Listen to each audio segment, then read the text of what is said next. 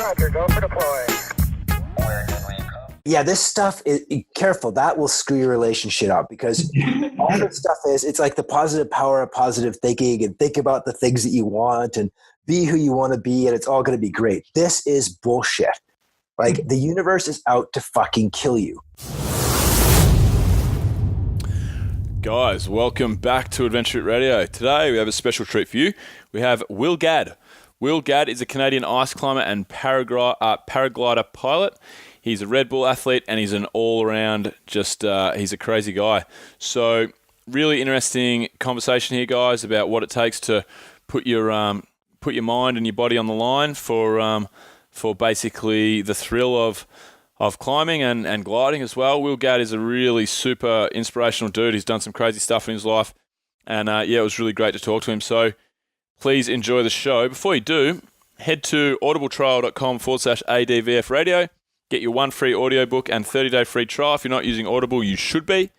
Also, guys, head to www.adventurefittravel.com. Check out all the trips we've got coming up. Use the code word radio for 10% off. Guys, our product is absolutely amazing. If you guys are ready for a holiday with like-minded people at awesome parts of the world, all the activities, tons of training, tons of mindfulness, yoga, all that cool stuff, and also drinking lots of beers. Well, that's probably not the best way to put it. Drinking a few beers, eating lots of cool food. Oh, cool food, that sounds ridiculous. Anyway, our holidays are a great mix, guys. If you're ready for a holiday and you want to do it with Adventure Fit Travel, then we're ready to have you. So use the code word radio for 10% off any and all of our trips. Here's the show. Alrighty, guys, welcome back to Adventure Fit Radio. We are here with the great man Will Gadd, coming to us live from somewhere on the other side of the planet. From Tasmania. Before we throw to Will and welcome him in officially, we will officially welcome him in. Yes. With Tommy's tribute. Right on. Alrighty, here we go, man. Well, I've covered a Green Day song, mate. So I hope you enjoy it. Just gonna quickly check to make sure this is in tune. So one sec. That's not true. There he is. Don't mind me, Will. Just Professional setup we're running here, Will. Could have done this before the show, I reckon, Tom. All right, here we go. And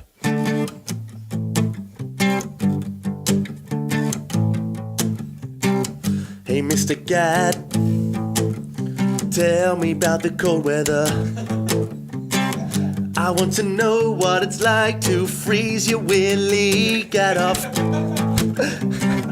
'Cause you're a climber and you are a pilot.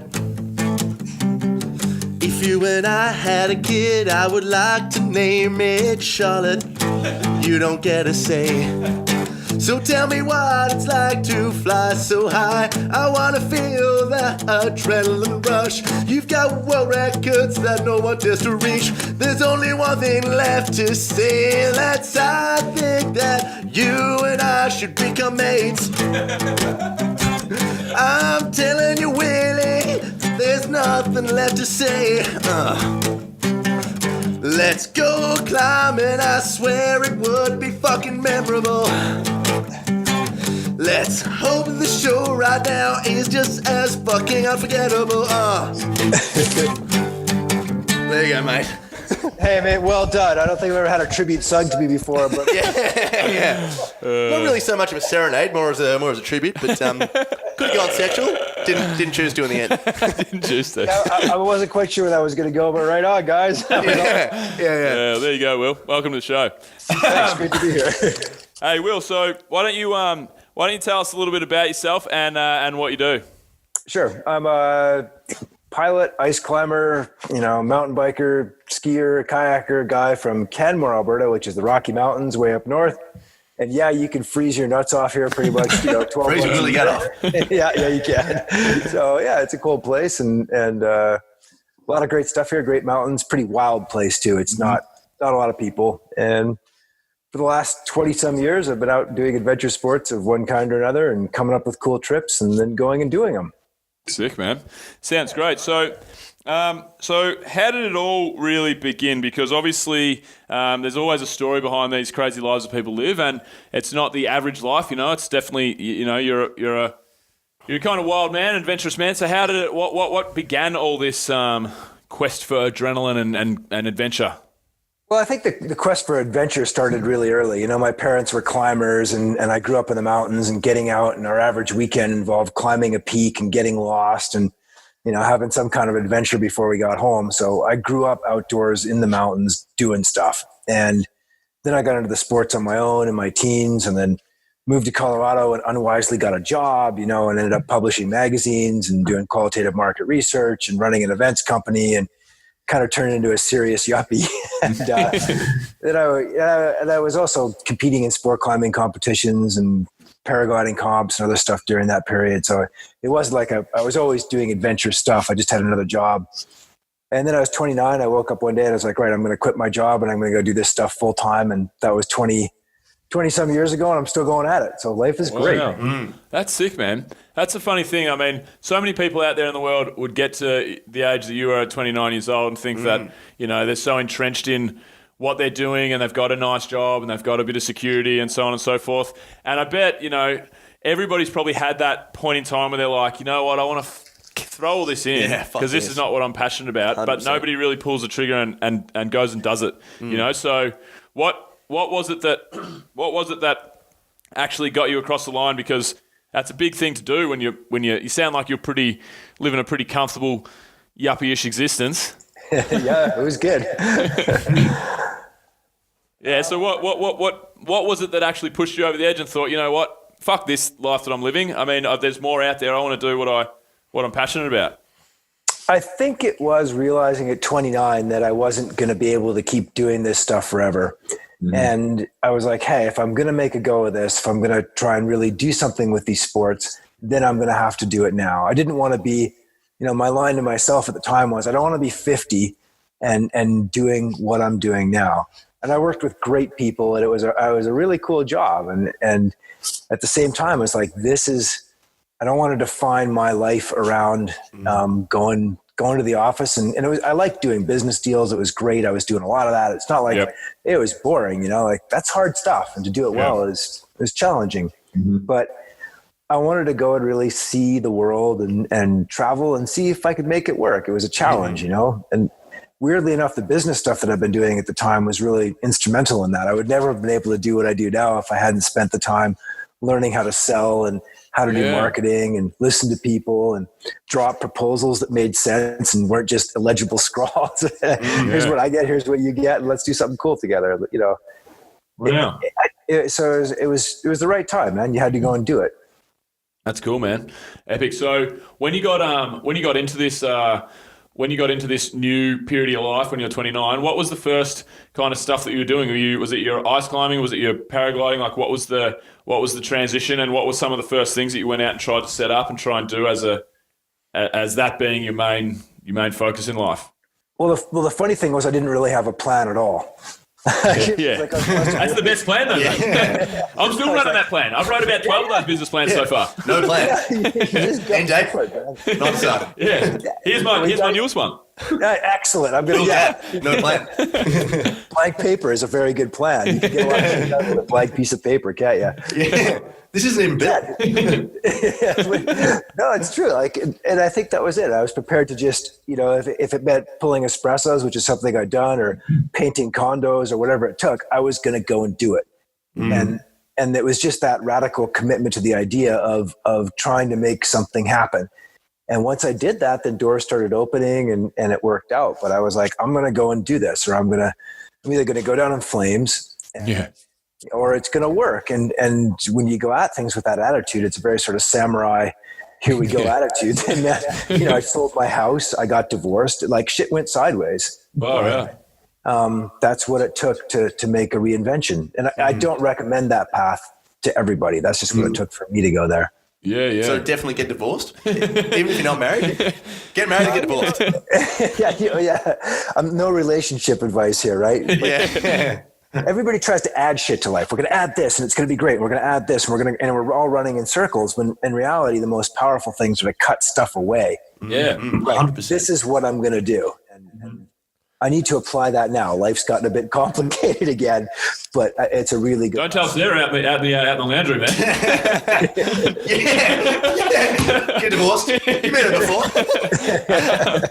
Hey, Will, so much of what you just said resonates with me. Like, I don't think it was directly by watching the documentary The Minimalists on Netflix, but just becoming a minimalist and downsizing. I mean, I just had my car towed and scrapped, and I just have a push bike now, and like I own nothing except a computer and some clothes because I want to create this life where my routine is to not have a routine and kind of do a similar thing to you, just travel the world.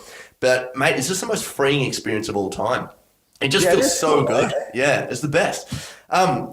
So where was the first place you went to when you decided that like this is not what you want to do? Where did you book that plane trip to? Well, you know what? I didn't have any money because I couldn't go anywhere, to be honest with you. So nowhere. But what I did have was time. And you know, I forget what song it's from, but there's the great song is "Freedom is just another word for nothing left to lose." Mm-hmm. And you hit that spot, and it's incredibly freeing. You can do whatever the hell you want because most of the things that are actually fun and cool don't cost that much money. Yeah. 100%. I mean, the first thing I did is go sit in the desert for a month and a half and fly by paraglider as far as I could every day. And I learned how to really fly at a level that I never had before. And that led to a world record. And then the other thing I did is go and climb ice and do this mixed climbing thing that I was really interested in 150 days. So I flew about 100 days that year, maybe a bit more. And I climbed at least 100 days and paddled and just did this stuff. And then I picked up some consulting work on the side, and just all of a sudden it was kind of all hanging together. But it was just that freedom to choose what you're going to do. Wake up in the morning and go, right, what is the coolest thing I can do with this day? And then once I got some more money, then I could travel more. And it was like, right, I was off to Iceland, and where you guys just came back from, right? Yeah, 100%. Yeah, cool culture there. So I got hooked up with those guys. Those people are tough. They're Vikings, man. Yeah. They're fierce, eh? Did you run into some fierce ones? Well, compared to me and Tommy, everyone's fierce. Everyone's fierce, yeah. We're a bunch of pussies. Reddish, orangely tinged beards scare me. Yeah, that's right, yeah. It's wildling style. Anything out of the house scares me. Yeah, I'm afraid right now. Weird guys that I forgot to mention that people with no beards scare me also. But anyway, sorry, we're getting a little bit off track. So when you started doing all these things, Will, getting into like... Is that a product placement there, Will? What's that? Drinking a Red Bull? I'm going to go train. As soon as we get off of here, I'm going to go train. Oh, nice one. Gives you wings, bro. He's a wing sniffer. We're going to hide that. But it's Just signed a mother code. No. So Will, when you're going out there and you're doing these things, so you're out and you're exploring your new adventures with your ice climbing and your paragliding. So how do you control, and especially when you're starting out doing it, when you're really getting your foot in the door and you're really testing your own skills, how do you control the fear that comes along with this? Or are you one of those people that just actually one of those freaks of nature that doesn't really have the fear? To talk to us about that, because that's the most fascinating thing in this whole thing for me, I feel like. Yeah, I have no fear. I've got ice running in my veins. I wish that shit were true, because when I was younger, I was never the boldest kid. Like I would, jump my bike and I would be like, okay, let's start at 1 inch and move up here. It's like, we'll start that high. Other kids be like, we got this. And they'd huck. But I do have a lot of fear and anxiety. And as I've gotten older, I've realized that that's actually one of the reasons I can do what I do and that I'm still alive. So how I deal with the fear and anxiety when I was younger, I tried to just ignore it. And I'd sit at a big drop, right above a big drop in my kayak, and I'm listening to it roar, and I'd puke in the eddy. I was so freaked out. Wow. This is bullshit. And what I figured as I got older was to listen to that fear. And if I were really afraid, and there's a difference between being nervous about doing something new and concerned about that and being afraid. If you're afraid that you're going to die, then you should probably not do that. Yeah. Ratchet down, Sure. Don't go do that. And if I'm having that fear, then I step back and I try and develop more competence or more confidence about what I'm doing. And then it's good. I still paddle a lot of class 5 and I'm concerned and I'm switched on, and that fear tells me to get my shit together and pay attention for sure. But it's not that I'm not there for that level of like terror and staring into the abyss. I know I've got a very good shot at pulling this off in good form and not getting beat down. So I talk about like embracing your fear. You got to like walk over and be like, hey man, what's going on? You know, and give it a big hug and walk in a circle with it and dance with the thing until you're like, you know, hey, we've got this figured out, you know? And then like every time I felt fear and I've pushed through it, I'm like, I'm going to conquer my fear today. I'm going to finally do this. Usually it's ended up poorly. Like YouTube is full of people with really high confidence. Like, dude, I got this. Hold my camera.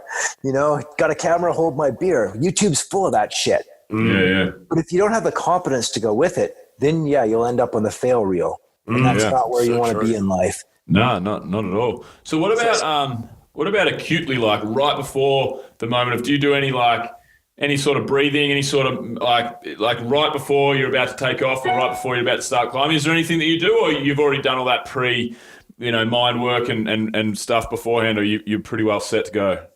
So I try to do all that work beforehand so that I've got it dialed. And the tool that I use for this over and over again, like, I don't know if you guys have this where you live, but there's all these people running around with this book called The Secret.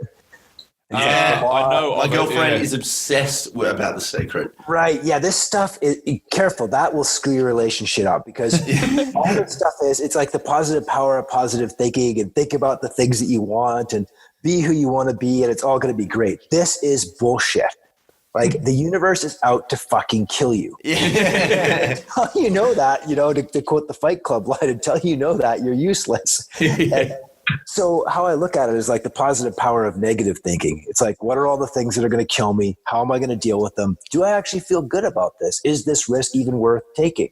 You know, getting hammered and driving my truck home is not generally worth that risk. You know, it's a stupid idea. It's going to make me better. Right, it is. But people do it every day. They make a bad risk call. And at the same time, if I'm going to climb Niagara Falls, I put years of my life into organizing that. I've put tremendous hours into getting good at climbing ice. And I'm scared before I go. I'm switched on. I'm thinking about it. But at that point, it's go time. And I'm going to look at the things that'll help me succeed, not all the extraneous stuff. So just to play devil's advocate though, is that not a form of positive thinking? You know, some people call me negative, but they're not positive. And I think you just did that.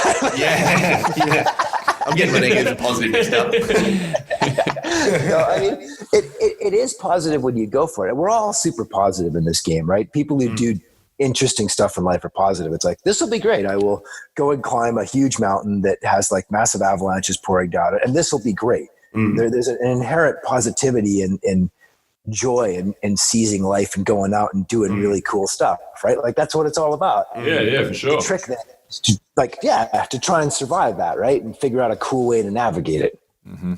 I think there's a really important sort of difference or distinction that we can make here, is that like the difference between positive thinking and manifestation and doing that, but also being ignorant of the dangers of, like you said, the universe and all that sort of stuff. Like I think it's cool to, you know, go and embrace or face a fear that is like a personal fear for you, because you know on the other side you're going to get this overwhelming sense of fulfillment and happiness to it. But then there's another thing by going, just being completely ignorant of all the bad stuff in the world. And I think that's where people get misconstrued with things like The Secret, and, you know, where people go, if I just keep thinking happy thoughts and, you know, candle the negativity, like that's ignorance is never a good thing. But it's about being aware of those negative things, but then embracing that and then moving through that at the same time, you know. And I think a big part of the whole sort of manifestation attraction complex is that if you just think about this stuff, that it happens. You get out of bed and you work your ass off. Yes. It's like you have a goal, and it's like, you think about it because you're trying to make it happen. Exactly. You're not like, I would like a new Mercedes, and you know, you think about that every day. No, it's like, right, if I really want that Mercedes, I'm going to need however many $1,000, and I'm going to go do A, B, C, and I'm going to, you know, get there. And it's mysticism versus like focused effort. And I guess I respect focused effort, and I don't respect mysticism very much at all.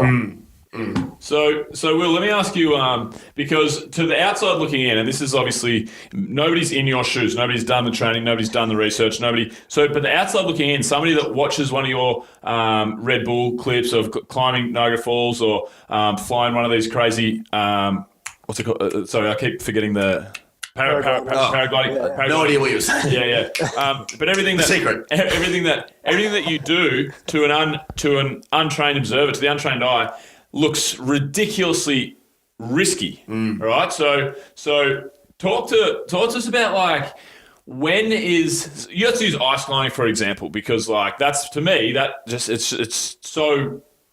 It seems so risky. So I think that's our best example. How do you draw the line of like, okay, I really want to push this to the extreme. I'm one of the leaders in the world. You know, I'm a sponsored athlete. I'm trying to motivate and inspire people. You know, you've got that, and I'm sure that you can get carried away. You have to be very careful of, right, the risk here is just too wild. Like where do you draw the line? How do you make that distinction? I think what you're talking about is really accurate. When people see what I do, they're like, that's way out there. Yeah. And if that were my first time going ice climbing, yeah, it would be batshit crazy. Yeah. But I have 35 years of whacking icicles behind me. I have thousands and thousands, and you know, the Malcolm Gladwell idea of 10,000 hours to get some knowledge of something. Mm-hmm. You know, I've got at least that many hours of climbing icicles and flying paragliders and doing these other sports. So people, you know, I totally agree with people. If they were to, you know, look at what I'm doing and try to do it, it would be lethal for me too. The difference is that I do have that background, and when I spool up to climb Niagara Falls, it's that much further than the huge pyramid that's underneath it.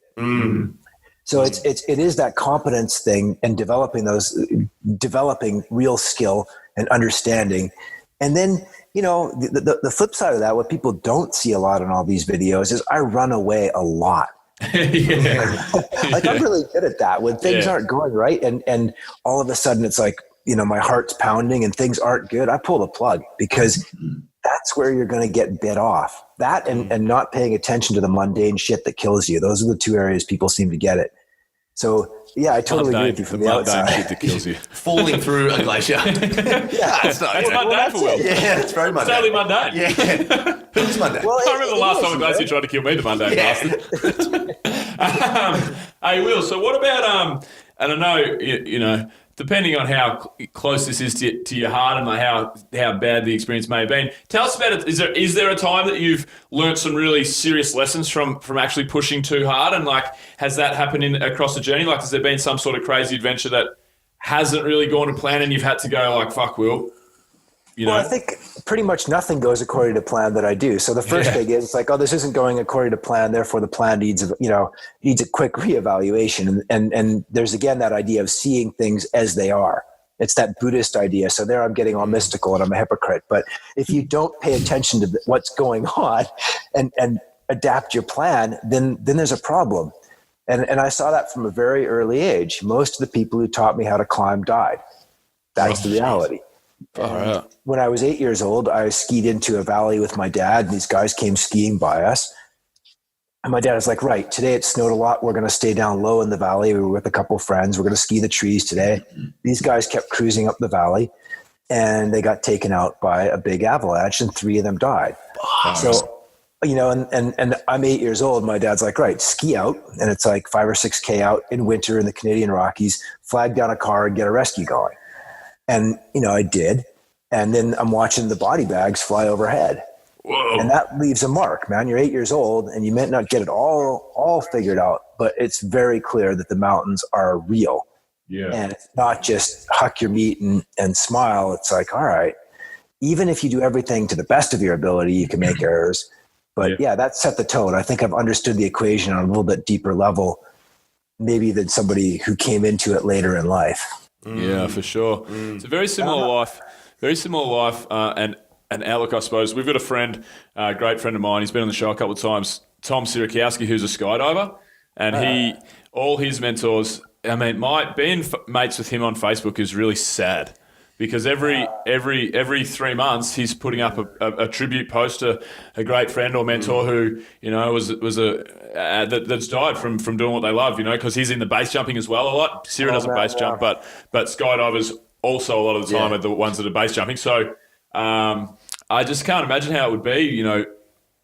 It's so, people like you are very interesting to me, Will, because it's like, and I kind of asked the question before, but it's like, when is the juice worth the squeeze? You know, because the squeeze can be fucking brutal. You know, so it's very fascinating, fascinating to me. So what about, say, what's the, in everything that you've done so far, like aside from like crazy adventures, what's the best? Spit it out, mate. What's the best adventure you've had? What's the best what? What's the best adventure? What's the thing that you're most proud of? What's the thing that you're most proud of in all your climbs and all your adventures? Well, I think I mean, I don't get all that proud about stuff. I'm quite happy that it succeeded and that, you know, but the one thing I try to like do in all my adventures and I've been reasonably successful at is make sure everybody comes home at the end of the day. Yeah. You know, I've never had anybody die who was on one of my trips or on one of my crews. And I'm going into places where people do take risks to be there. Yeah. And we've got to work as a team to make sure that it works well and that we manage those risks as best we can. And so, yeah, I'm happy to have gotten records and won lots of competitions. That stuff's great. And, you know, I saved some trophies and sometimes, you know, it's like, haha, at least I won that one. It's nice. But the thing I'm like, all right, you know, that represents the hard work and hopefully my attitude. And I want to keep it sharp like a knife every day is that at the end of the day, I want everybody to go home that I'm out with. And so far I've been able to hold that. And some of that's luck. I've had some good luck when I needed it. I don't bullshit myself. But overall, it's, you know, if you approach these things with a cautious attitude, you know, and a high level of competency and respect and willingness to change how you look at the world really fast, then I think it's beneficial. Hey, so have you actually ever had a near-death experience? Yeah, I've had several near-death experiences, and I hate them. They suck. Yeah. Can't imagine that'd be great. Yeah, they were great, man. I had a beer. Well, I think that's something. The near-death experiences are always really linked to adrenaline. Everybody's like, "Oh, you love adrenaline; it's a great drug." And it's like, no, adrenaline is a shit drug. Adrenaline's actually not a very, you know, when you almost die and you get that huge rush of adrenaline, and you're like, or you're driving your car along and all of a sudden you like lock it up and barely miss the car in front of you or the ute or whatever in your country. And you're like, and then it all sorts itself out. You're like shaking in the beside the road, like, you know, it's shit. And when you have a near death experience and that happens, then you've really, really, really screwed up. Adrenaline's not what I'm after. It's doing really cool things well. So my next question off that is, you hear a lot of people, specifically soldiers and you know, war news reporters and things like that, and they're in this environment that's just so full of adrenaline and anxiety, really, to keep you safe. When you come back from these experiences, what's your sort of mental stability like? You know, when you just come back for home time and stuff, because a lot of people experience PTSD and they experience, like, you know, mental health issues because they're just so used to being in such a stressful environment. Then when they come back, there's nothing to stress about. So that mindset goes internally, you know? That's a really interesting question. It's something I've pondered because having been in these environments a lot, and like you say, Bill, you're a friend of the skydiver. It's like the only people that I could talk to that do lose friends and get this are people who are things, you know, emergency personnel or soldiers of one stripe or another, military. They get the program really fast. So like they understand where you've been, and I don't pretend to understand their world, but I get some of the feelings, and I think it's a really good analogy. And you can't take the way you operate in the mountains back to civilian life. It doesn't work that way. And if you try to do that, it's not going to work well at all. But I think that the short answer is, yeah, there are a lot of mental problems in these extreme sports for sure. That's probably part of the reason that people get into them. You know, I'm not normal. I know that. We know that. We've only known you about 35 minutes, mate. We know that. Yeah, we weren't going to say it. You're weird as fuck. Like, I'm good with that now. It was a little more challenging at 15, but now I'm like, I get it. But there are a lot of people like me in the world and in the military and in high stress occupations that need really engaging shit going on. Totally. And if we don't get it in positive ways, we're going to get it in negative ways. So we need places, especially for younger guys, to find those types of environments. It's almost like we're missing rites of passage. You know, we've got incredible rates of drug use, incredible rates of crime and problems among young males all over the world right now. And I think we probably need to stop saying the problems with them and fix our culture so that we can get people out into these environments. When your body's like humming with testosterone and you're 19, man, you need something to happen now. And I'm always humming. Yeah, well, so what are your strategies then to keep you sane when you're not out in those adrenaline rush environments? Well, it's interesting for me. That is I'm outside doing something most days. I'm out for a run. I'm out for a climb. I'm out for a ski. I'm out for a mountain bike. And they're not super high adrenaline. They're just really interesting and fun places to be. And if I don't do that, then I get surly. And everybody's like, go outside and do something. You know, you're a pain in the ass right now. Yeah. And so I get out there and I've that's what I need in my life. I'm not happy. You know, I need to go to the hotel room. I fly into New York for the day to do something. I go to the hotel room or the hotel gym and I do my best to destroy it. And I need that. Or I just go there and or stretch or whatever. But I work on some mobility stuff. I need something physical pretty much every day or I'm not super functional. That's cool. Hey, we know we've got to get you out of here at some point. We've got a thing that we normally finish off with. It's 6 from 6. So it's 3 rapid-fire-ish questions from me, 3 rapid-fire-ish questions from Tommy. Sweet. Good to go. My first question is your favourite travel destination, favourite place you've been on the planet that you just couldn't recommend more highly. Any place I haven't been. You know, you could spin the globe. The world's a really cool place. Wherever you end up, it's going to be rad. You should quit your job and go right away. Nice. Yeah, with Adventure Bit Travel. Sorry, I love that. Favorite place you've been? Any place I haven't been. Not sure if you understood the question. Let me repeat. No, but that's the thing, right? The rear view mirror is not that interesting. It's like learn about yourself. Don't fuck up the same way. Move forward here, right? Okay. Well, my next question, I know exactly what the answer to my next question is going to be. My next question is your dream destination, somewhere that you haven't been that's absolute top of the bucket list. I'm going back to Greenland to explore under the Greenland ice cap. So he says somewhere that you haven't been. He says a place that he's been and somewhere. Oh, shit. They're all back to front in Canada. I forgot the question. The water flushes anti-clockwise too. I haven't really. Well, I haven't been that. That's where I'm going. That I haven't been. Maybe. Shit! I just rolled. You just rolled out. Sorry. No, we're all good. All right. So my last question, Will, is any book that you like to recommend to people. Can be a comic book, can be a novel, can be a biography. Anything that's really taken you that you like to recommend? Anything Jim Harrison wrote and anything Cormac McCarthy wrote. The Crossing by Cormac McCarthy is probably the best adventure book out there ever. I read The Road when I was on a surf trip in the Mentawais in Indonesia a few years ago. Fuck me, that's a good book. That's bleak as shit. That's the bleakest book ever written. The writing is incredible. That's about a futuristic dystopia. It's like the world. I think they made a movie out of it. Yeah, they made a movie. The movie's really good too. Yeah, I've seen the movie. Yeah. Well, read the Crossing, man. That book is about a couple kids who go down to Mexico and get slapped upside the head really hard by life. Yeah. It is rad. It's you think you've had an adventure, read that book, and it's like, yeah, cool. It's pretty cool. Yeah, nice one. Tommy, you're up. Hey, Will, what do you like to do in your spare time?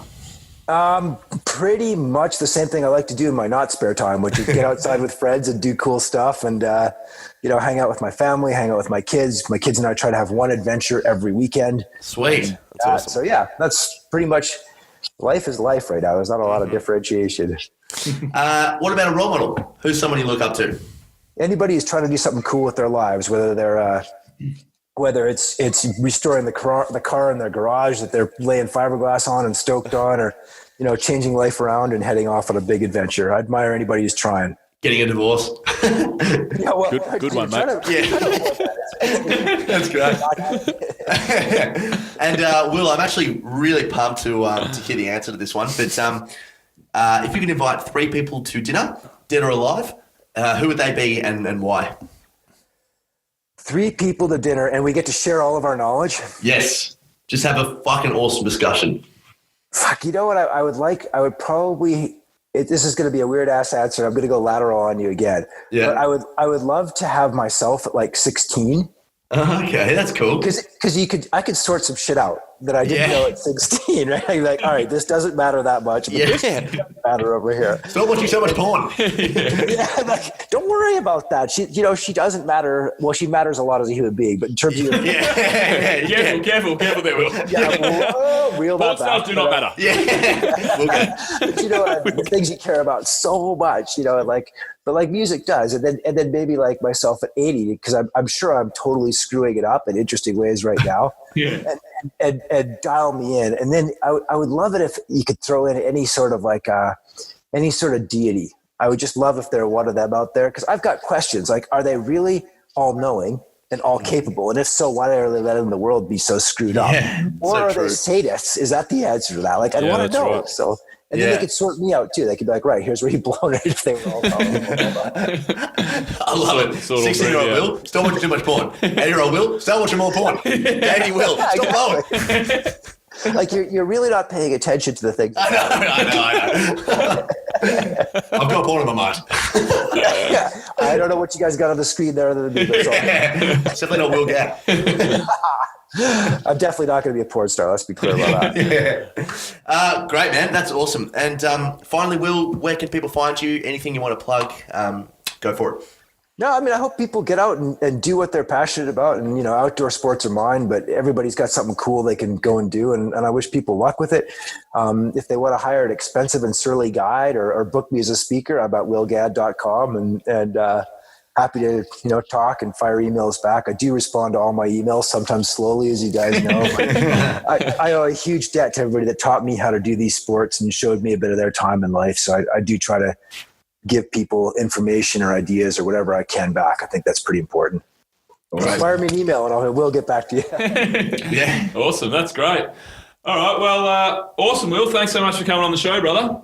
Thanks for having me. Sorry for the first battle and appreciate your flexibility. And come to Canada. We got snow, we got elk, things are interesting here. Yeah, 100%. We should. It's on the top of the list for sure. Yeah, you should talk to Travel Alberta. Obviously you guys have something going on, but they have money and talk to them. I bet you can make something happen. Yeah. Well, believe it or not, Canada, we're about 3.5 years nearly since our first ever trip we ran. And Canada's been right at the top since day one. It was out of Iceland, New Zealand, and the third place for our first trip was Canada. They were the 3 I wanted because I feel like they're the most beautiful, picturesque, adventurous place you could go. And we still haven't made it there. I haven't made it there personally. We haven't made it there as a company, but we absolutely will. And maybe we'll hit up Tourism Alberta or whatever you say. Yeah, Travel Alberta. I mean, you always got to get creative to make this stuff work. I'm sure you guys are playing that game some. So yeah, absolutely. Yeah. Drop a line and I'll try and hook up with some people there or something and go do something cool in Canada. This place is awesome. And next time I'm in your neck of the woods, I'll give you a shout. Yeah, cool. That's great. Sweet, Will. Well, thanks again. And that's a wrap. Alrighty, guys. If you enjoyed that show, please go ahead and subscribe. If you're already a subscriber, please do us a favor and leave us a rating and review. It really helps us climb the iTunes charts and it really helps us keep this podcast running long into the future. Also, guys, head to www.adventurefittravel.com/radio to check out all the show notes. Anything that was mentioned in the show will be linked there. And last but not least, check out audibletrial.com/ADVF radio. You get your 1 free audiobook and 30 days free trial. Then head to adventurefittravel.com. Check out what we've got going on there, guys. Use the code word radio to get 10% off any and all of our trips. See you next week. Discovery Roger, go for deploy.